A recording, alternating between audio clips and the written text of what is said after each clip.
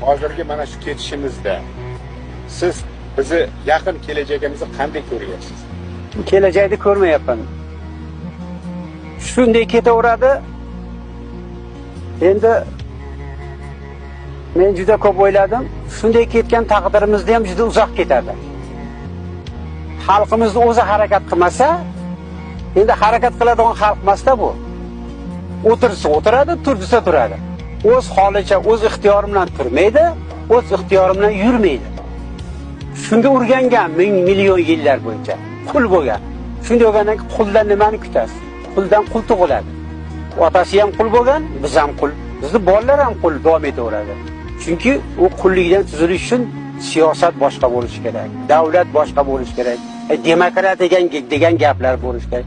Bir g'oya bo'lishi kerak. Yo siyosiy g'oya, yo milliy g'oya, yo diniy g'oya, har holda bir g'oya bo'lishi kerak. G'oya atrofida birlashsa, bu xalq sekin-sekin yangi avlodlar kelib tarbiyalansagina bir narsa bo'ladi.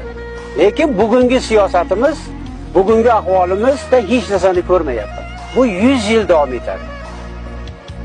Uni keti uzun juda ham.